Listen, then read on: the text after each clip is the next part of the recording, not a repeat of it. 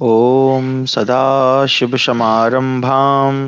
श्रीशङ्कराचार्यमध्यमाम् अस्मदाचार्यपर्यन्तां वन्दे गुरुपरम्परां। ध्येयं सदा परिभवग्नमभीष्टदोहं तीर्थास्पदं शिवविरञ्चिनुतं शरण्यं विद्यार्थिहं प्रणतपालभवाब्धिपोतं वन्दे महापुरुषते चरणारविन्दं। सच्चिदानन्दरूपाय विश्वोत्पत्त्यादिहेतवे तापत्रयविनाशाय श्रीकृष्णाय वयं नुमः। आप सभी का स्वागत है आज की हमारी शास्त्र अध्ययन की कक्षा में, जहां हम अध्ययन कर रहे हैं महाभारत। इस समय हम जो है भीष्म पर्व का अध्ययन कर रहे हैं और भीष्म पर्व में जैसा कि हम जानते हैं महाभारत का युद्ध आरंभ होता है। तो हमारा युद्ध आरंभ हो चुका है। तो युद्ध का जो प्रथम दिवस है उसका जो अर्ध भाग है उसका वर्णन हमने पिछली कक्षा में पढ़ा, जिसमें कौन कौन सा वीर किस वीर के साथ लड़ रहा है, किसके किसके साथ युद्ध हो रहा है। और जैसे कि नियम था कि रथी रथी के साथ लड़ेगा, पैदल पैदल के साथ, अतिरथी अतिरथी के साथ। तो इसी प्रकार का युद्ध वहां चल रहा था, लेकिन अचानक से युद्ध चूंकि बढ़ता गया तो धीरे धीरे उनका जोश, उनका उत्साह बढ़ता गया। तो अंत में फिर वो जो नियम है उस एक प्रकार से भंग भी हो गया।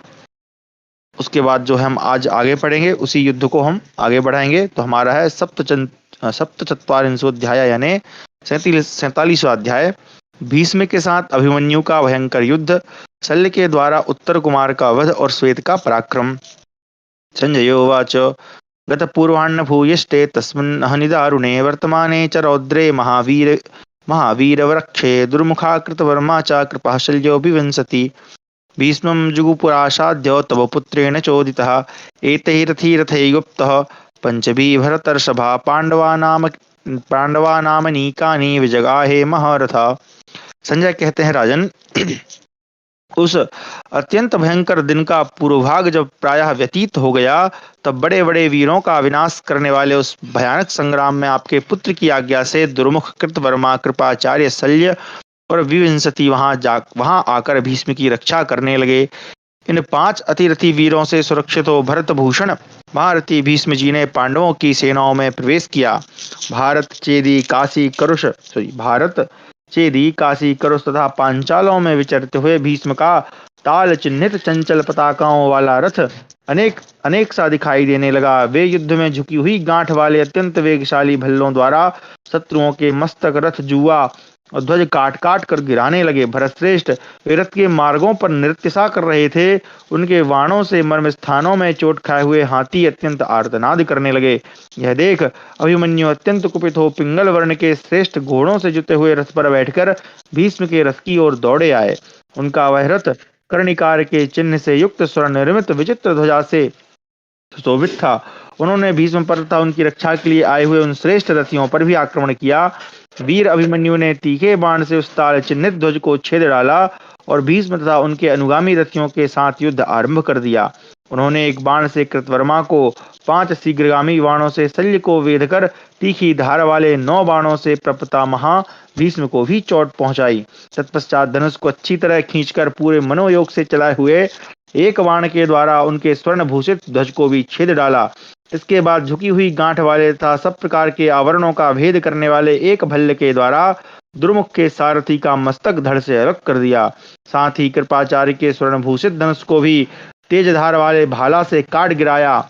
फिर सबोर घूमकर नृत्य सा करते हुए महारथी अभिमन्यु ने अत्यंत कुपित हो तीखी नोक वाले बाणों से भीष्म की रक्षा करने वाले उन महारथियों को भी घायल कर दिया। अभिमन्यु के हाथों की यह फुर्ती देखकर देवताओं को भी बड़ी प्रसन्नता हुई। अर्जुन कुमार के इस लक्ष्य भेद की सफलता से प्रभावित हो भीष्म आदि सभी रथियों ने उन्हें साक्षात अर्जुन के समान शक्तिशाली समझा। अभिमन्यु का धनुष गांडी के समान टंकार ध्वनि प्रकट करने वाला, हाथों की फुर्ती दिखाने का उपयुक्त स्थान और खींचे जाने पर अलात चक्र के समान मंडलाकार प्रकाशित होने वाला था, यानी पूरा चक्र जैसा बन जाता था, इतनी जोर से खींचते थे वो। वहां वह वहां संपूर्ण दिशाओं में घूम रहा था। अर्जुन कुमार अभिमन्यु को पाकर शत्रुवीरों का हनन करने वाले भीष्म ने समर भूमि में 9 शीघ्रगामी महावेगवान बाणों द्वारा तुरंत ही उन्हें वेध दिया। साथ ही उस महातेजस्वी वीर के ध्वज को भी 3 बाणों से काट गिराया। इतना ही नहीं, नियम पूर्वक ब्रह्मचर्य का पालन करने वाले भीष्म ने 3 बाणों से अभिमन्यु के सारथी को भी मार डाला। आर्य, इसी प्रकार कृतवर्मा, कृपाचार्य तथा शल्य उस मैनाक पर्वत की भांति स्थिर हुए अर्जुन कुमार को बाण विद्ध करके भी कंपित न कर सके। दुर्योधन के उन महारथियों से घिर जाने पर भी सूरवीर अर्जुन कुमार उन 5 रथियों पर बाण वर्षा करता रहा। इस प्रकार अपने बाणों की वर्षा से उन सबके महान अस्त्रों का निवारण करके बलवान अर्जुन कुमार अभिमन्यु ने भीष्म पर बाणों का प्रहार करते हुए बड़े जोर से सिंहनाद किया। राजन, उस समय समर भूमि में प्रयत्न पूर्वक अपने बाणों द्वारा भीष्म को पीड़ा देते हुए अभिमन्यु की भुजाओं का महान बल प्रत्यक्ष देखा गया। तब भीष्म ने भी उस पराक्रमी वीर पर बाणों का प्रहार किया, परंतु अभिमन्यु ने रणभूमि में भीष्म के धनुष से छूटे हुए समस्त बाणों को काट डाला। अभिमन्यु के बाण अमोघ थे। उस वीर ने सम्रांगण में 9 बाणों द्वारा भीष्म जी के ध्वज को काट गिराया। यह देख सब लोग उच्च स्वर से कोलाहल करने लगे। अच्छा, यहाँ पर देखिए एक बात है कि ध्वज को काट गिराया। अभी हमने थोड़ी देर ऊपर पहले पढ़ा कि वहां भी ध्वज को काट गिराया। तो क्या मतलब एक ध्वज को काट दिया तो दोबारा ध्वज क्यों काट रहे हैं? तो इसका हम ये उत्तर दे सकते हैं कि संभवतः उनके रथ में एक ध्वज तो होता नहीं होगा। भाई रथ बड़ा है तो चारों तरफ भी ध्वज लगे हो सकते हैं या बहुत सारे ध्वज हो सकते हैं, या फिर ऐसा होता होगा कि एक ध्वज कटा तो दूसरा ध्वज लगा लिया, क्योंकि ध्वज जो है एक प्रकार से सम्मान का प्रतीक है कि भाई ये, और या पहचान भी है कि भाई देखो ये चिन्ह वाला ध्वज है तो ये इनका रथ है ना, इस टाइप से। तो अनेक ध्वज भी हो सकते हैं, इसलिए दूसरे ध्वज को भी मेरे हिसाब से काट डाल। आगे, भरत नंदन, वह रजत निर्मित स्वर्ण भूषित अत्यंत ऊंचा ताल चिन्ह से युक्त भीष्म जी का ध्वज सुभद्रा कुमार के बाणों से छिन्न भिन्न होकर पृथ्वी पर गिर पड़ा।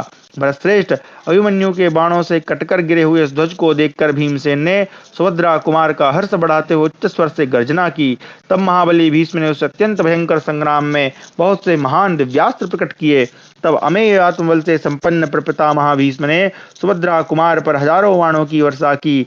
तब वह एक अद्भुत सी घटना प्रतीत हुई। राजन, तब पुत्र सहित विराट, द्रुपद कुमार, धृष्टद्युम्न, भीमसेन, 5 भाई कैकेयी राजकुमार तथा सात्यकी के पांडव पक्ष के महान धनुर्धर 10 महारथी अभिमन्यु की रक्षा के लिए रथों द्वारा तुरंत वहां दौड़ने आए। शांतनुनंदन भीष्म ने रणभूमि में वेग पूर्वक आक्रमण करने वाले उन 10 महारथियों में से धृष्टद्युम्न को 3, सात्यकी को 9 बाणों से गहरी चोट पहुंचाई। फिर धनुष को पूरी तरह से खींचकर छोड़े हुए एक पंखयुक्त तीखे बाण से भीमसेन की ध्वजा काट डाली। नरश्रेष्ठ, भीमसेन का वह स्वर्णमय सुंदर ध्वज सिंह के चिन्ह से युक्त था। वह भीष्म के द्वारा काट दिए जाने पर रथ से नीचे गिर पड़ा। तब भीमसेन ने उस रण क्षेत्र में शांतनुनंदन भीष्म को 3 बाणों से घायल करके कृपाचार्य को 1 और कृतवर्मा को 8 बाणों से वेध दिया। इसी समय जिसने अपनी सूंड को मोड़कर मुंह में रख लिया था, उस दंतार हाथी पर आरूढ़ हो विराट कुमार उत्तर ने मद्र देश के स्वामी राजा शल्य पर धावा किया। वह गजराज बड़े वेग से शल्य के रथ की ओर झपटा। उस समय शल्य ने अपने बाणों द्वारा उसके अप्रतिम वेग को रोक दिया। इससे वह गजेंद्र शल्य पर अत्यंत कुपित हो उठा और अपना एक पैर रथ के जुए पर रखकर उसे अच्छी तरह वहन करने वाले 4 विशाल घोड़ों को मार डाला। घोड़ों के मारे जाने पर भी उसी रथ पर बैठे हुए मद्रास शल्य ने लोहे की बनी हुई एक शक्ति चलाई, जो सर्प के समान भयंकर और राजकुमार उत्तर का अंत करने वाली थी। तब शक्ति ने उसके कवच को काट दिया। उसकी चोट से उन पर अत्यंत मोह छा गया। उसके हाथ से अंकुश और तोमर छूटकर गिर गए और वे भी अचेत होकर हाथी की पीठ से पृथ्वी पर गिर पड़े। इसी समय शल्य हाथ में तलवार लेकर अपने श्रेष्ठ रथ से कूद पड़े और उसी के द्वारा गजराज की विशाल सूंड को उन्होंने काट गिराया। सैकड़ों बाणों से उनके मर्म विद्ध हो गए थे और उसकी सूंड भी काट डाली गई थी। इससे भयंकर आर्तनाद करके वह गजराज भूमि पर गिरा और मर गया। नरेश्वर, यह पराक्रम करके मद्राज शल्य तुरंत ही कृतवर्मा के तेजस्वी रथ पर चढ़ गए। अपने भाई उत्तर को मारा गया और शल्य को कृतवर्मा के रथ पर बैठा हुआ देख विराट पुत्र श्वेत क्रोध से जल उठे, मानो अग्नि में घी की आहुति पड़ गई हो।